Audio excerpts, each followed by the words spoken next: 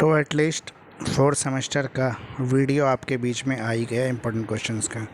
Fourth semester के बच्चे काफ़ी टाइम से कमेंट सेक्शन में लिखकर मुझसे लगातार पूछ रहे थे कि सर इम्पोर्टेंट क्वेश्चन वीडियो जो है आपने फोर्थ सेमेस्टर का भी केवल एक सब्जेक्ट का डाला है पॉलिटिकल साइंस का, बाकी वीडियो कब आ रहे हैं। सेकंड सेमेस्टर के बच्चे एक्चुअली क्या है, मुझे मेरे फेसबुक पेज, मेरे इंस्टाग्राम आईडी पर लगातार जो है ना कमेंट करके मैसेजेस करके मुझे इंस्टेट कर रहे थे कि सर जल्दी जल्दी वीडियो डाल दीजिए सेकंड सेमेस्टर के। तो इस वजह से जो है मैंने सेकंड सेमेस्टर में पहले सारा टाइम लगा के उनके वीडियो आपके तैयार कर दिए इंपॉर्टेंट क्वेश्चंस के।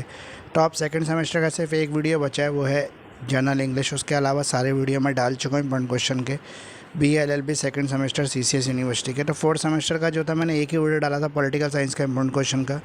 तो आज दूसरा वीडियो जो है मेरा आप सबके बीच में मैं लेके आया हूँ। तो आप सबका स्वागत है मेरे educational general educator of Delhi में। जैसे आप सबको पता है कि मेरा नाम मुकेश किरार है और मैं BLLB से जुड़े हुए इंपॉर्टेंट क्वेश्चन की सीरीज़ आजकल चला रहा हूँ। जैसा आपको पता है कि आपके इवन सेमेस्टर के जो हैं एग्जामिनेशन फॉर्म भी आ चुके हैं और फॉर्म आप सब भर चुके हैं, उसकी लास्ट डेट भी निकल चुकी है। अब जो है सिर्फ डेट शीट आने का इंतजार है, उसके बाद ही आपके एग्ज़ाम शुरू हो जाएंगे। तो इन्हीं एग्ज़ाम से देखते हुए मैंने जो है इंपॉर्टेंट क्वेश्चंस कुछ आपको निकाल के दिए हैं।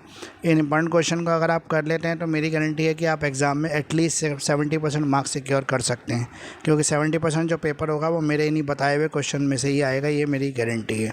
तो आइए शुरू करते हैं इसको। जो आज हम करने जा रहे हैं चौधरी चरण सिंह यूनिवर्सिटी मेरठ से जुड़ा हुआ ये अपडेट है। इंपॉर्टेंट क्वेश्चन जो मैं आपको बताने जा रहा हूँ आज ह्यूमन राइट सब्जेक्ट है BLLB का, जो फोर्थ सेमेस्टर का है सेकेंड ईयर का। इसमें मेरी गारंटी है कि 70% मार्क्स जो है 70% पेपर जो है वो मेरे बताए हुए क्वेश्चन में से ही आएगा।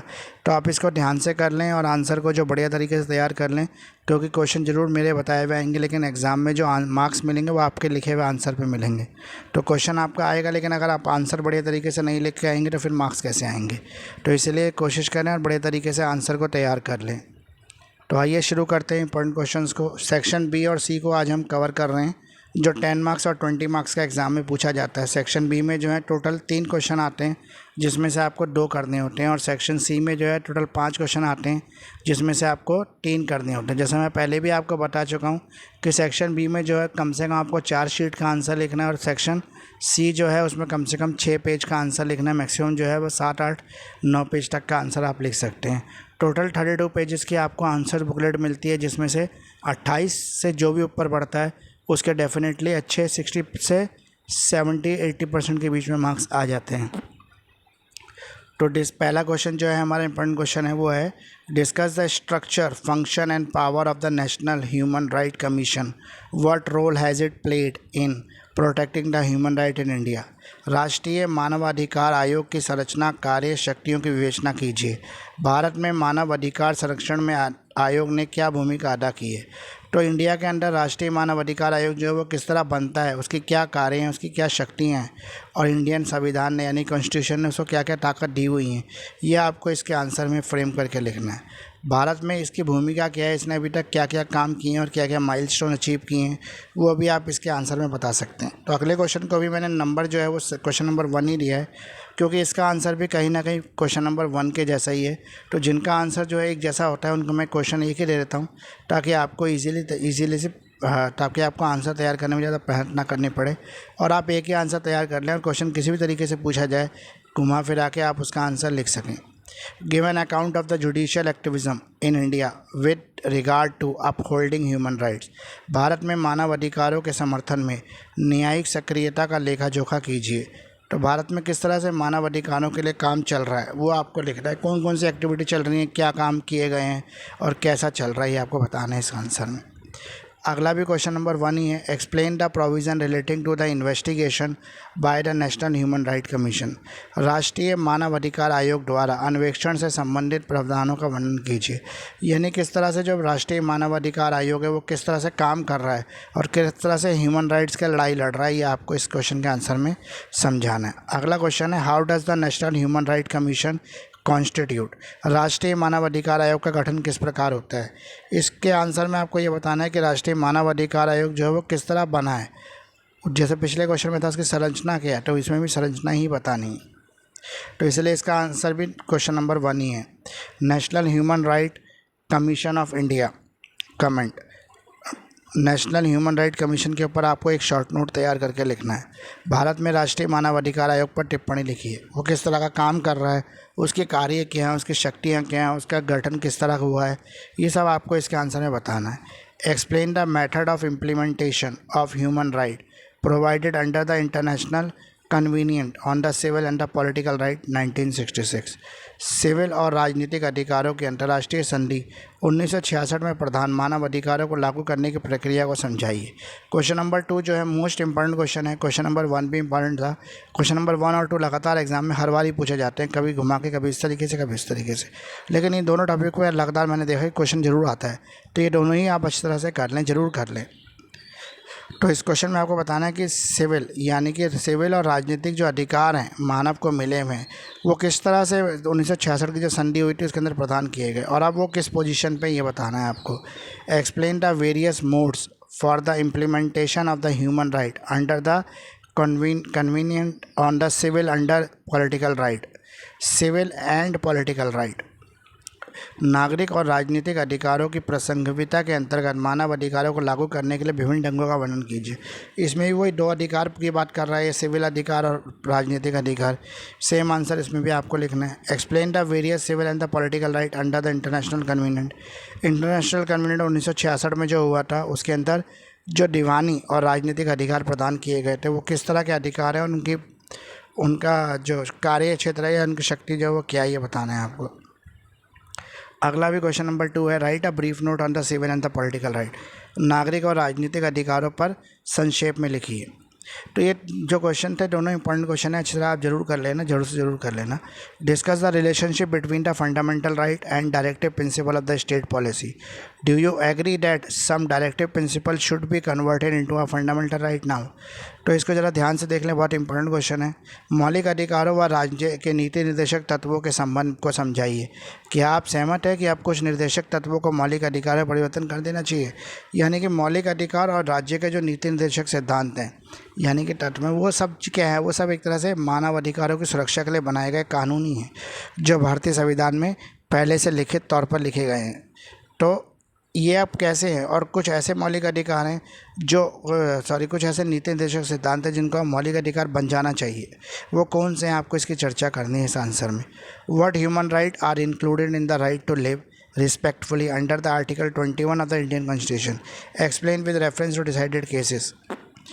आपको बताना है इस क्वेश्चन के अंदर कि इंडिया के अंदर कौन से ऐसे ह्यूमन राइट है, मानवाधिकार हैं, जो आर्टिकल 21 में लिखे गए हैं, और अगर कोई केस हुआ है किसी कोर्ट में, सुप्रीम कोर्ट या हाई कोर्ट में, तो उस केसेस का रेफरेंस भी आपको इसके आंसर में देना है। भारतीय संविधान के अनुच्छेद 21 के अंतर्गत सम्मानपूर्वक जीने के अधिकार के कौन कौन से मानवाधिकार शामिल हैं, यानी कौन से ऐसे मानव अधिकार हैं जो सम्मानपूर्वक जीने के लिए आपके इंडियन कॉन्स्टिट्यूशन में दिए हुए हैं, वो बताना है। अगर कुछ केसेस हुए हैं तो वो केसेस के निर्णय भी आपको इसमें लिखने हैं।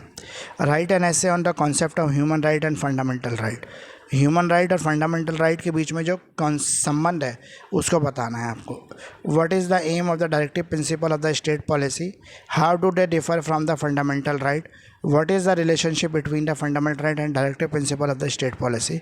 Explain with example. राज्य का नीति निर्देशक तत्व का क्या उद्देश्य है, मूल अधिकारों से यह किस प्रकार अलग है, और मूल अधिकारों और राज्य के निर्देशक तत्व के मध्य क्या संबंध है, आपको उदाहरण के साथ इसको समझाना है। तो अभी तक जो था क्वेश्चन नंबर 3 ही था, ये तीनों चारों क्वेश्चन जो है वो अलग अलग तरीके से पूछे जाते हैं, लेकिन इसके आंसर जो है वो एक ही लिखना है आपको, और एक ऐसा आंसर तैयार करना है जिसमें ये सब कवर हो जाए। इसलिए आपको 6 पेज का आंसर लिखने में भी काफ़ी ईजी और हेल्प मिलेगी। Discuss the role of the Supreme Court of India in the regard of the protection of the fundamental right and the human right.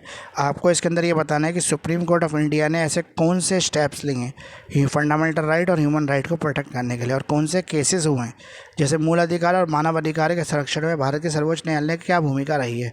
अगर कुछ ऐसे केसेस या डिसीजंस हुए जो माइलस्टोन डिसीजन थे, वो भी आप लिख सकते हैं इसके अंदर। What ways are the NGO partners in the cause of the human right and the vitally important to individual of the UN in other field as well। गैर सरकारी संस्थाएं मानव अधिकारों के संबंध में UN से अन्य क्षेत्रों को बढ़ावा देने में किस प्रकार की भागीदारी निभाती हैं।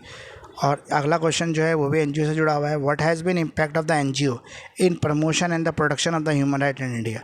किस तरह से NGOs ने जो है ह्यूमन राइट की सुरक्षा और उसके प्रमोशन का काम किया इंडिया के अंदर, आपको ये बताना है।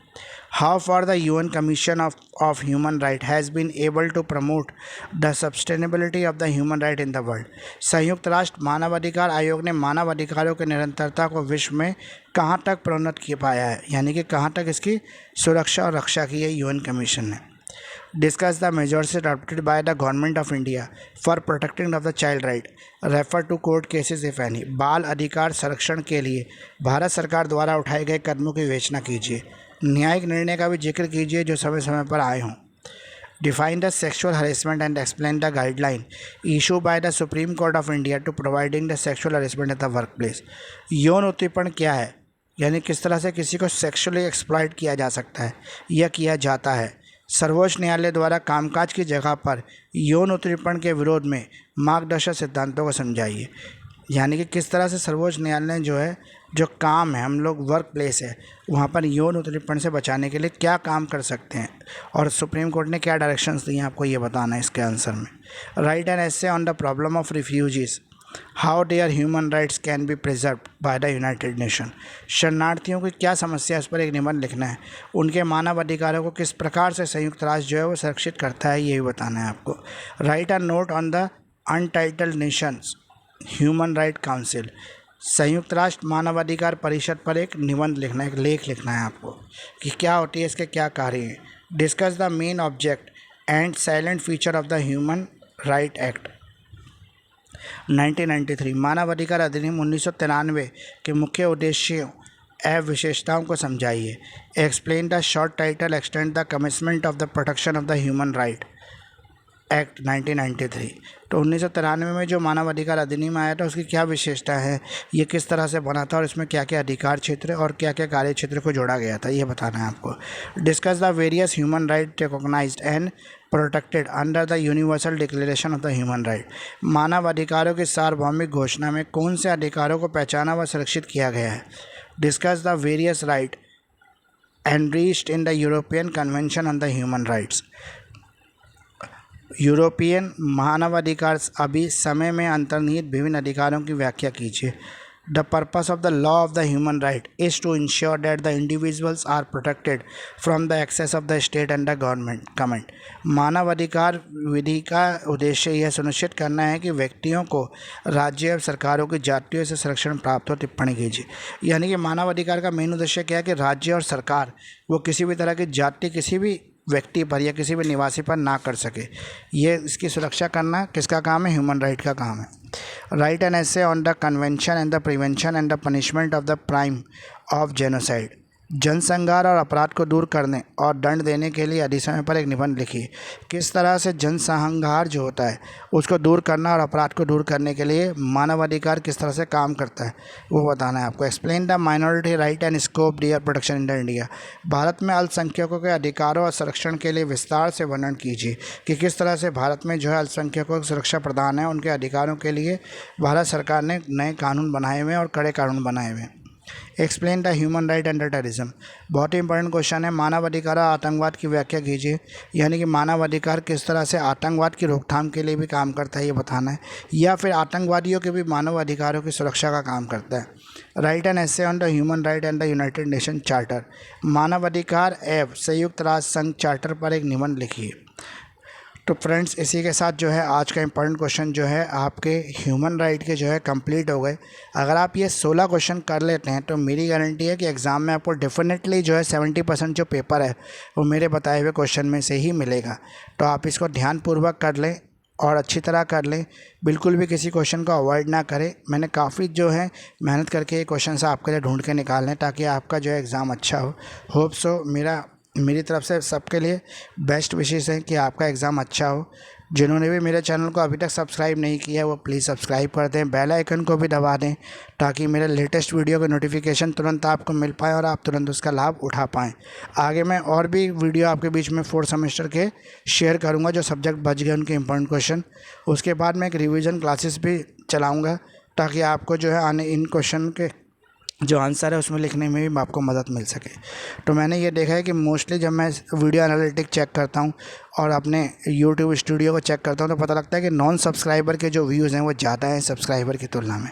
तो प्लीज़ फ्रेंड ऐसा ना करें। अगर आपको वीडियो अच्छा लगता है और आप देख रहे हैं, उसको पूरा देख रहे हैं, लास्ट तक देखते हैं, लेकिन सब्सक्राइब नहीं करते और चले जाते हैं, तो इससे आपको लाभ नहीं होता लेकिन मेरे को नुकसान ज़रूर होता है। तो प्लीज़ इसको सब्सक्राइब करें मेरे चैनल को, और शेयर करें अपनी सभी फ्रेंड्स से, अपने क्लास के ग्रुपों में इसको शेयर करें ताकि और बच्चे भी इसका लाभ उठा पाएँ। स्पेशली उन बच्चों तक इस वीडियो को ज़रूर पहुँचाएँ जो पूरे साल पढ़ाई नहीं करते और लास्ट में जाकर कुछ ऐसा पढ़ना चाहते हैं जिससे उनके एटलीस्ट पासिंग मार्क्स आ जाए। तो पासिंग मार्क्स तो छोड़िए, मैं 70% की गारंटी दे रहा हूँ। अगर ये क्वेश्चन वो करके चले जाते हैं, 16 क्वेश्चन तैयार करने में 2 से 3 दिन का समय लगता है और आपके 16 क्वेश्चन ईजिली तैयार हो जाते हैं। तो जो भी ऐसा कर लेगा वो मेरी गारंटी है कि 70% नहीं तो एटलीस्ट 60% मार्क्स तो उसके एग्ज़ाम में सिक्योर हो ही जाएंगे। लेकिन आंसर आपके लिखे हुए पे ही मार्क्स मिलेगा, इसलिए अच्छी तरह से आंसर तैयार करें। तो मेरे चैनल को सब्सक्राइब करें, मेरी हेल्प करें इस चैनल को ग्रो करने में। Thanks for watching. आपने इतना समय दिया एजुकेटर ऑफ दिल्ली को सुनने के लिए। इस तरह से मेरे साथ जुड़े रहें। मेरे चैनल को लाइक सब्सक्राइब अपने से भी करें, अपने फ्रेंड जानकारों से भी करवाएं और हमारे चैनल को प्रमोट करें, लोगों तक पहुंचाएं। आपका बहुत बहुत धन्यवाद, बहुत बहुत शुक्रिया इतना समय देने के लिए। आगे भी मेरे साथ जुड़े रहिए और इम्पोर्टेंट क्वेश्चंस के वीडियो पाने के लिए।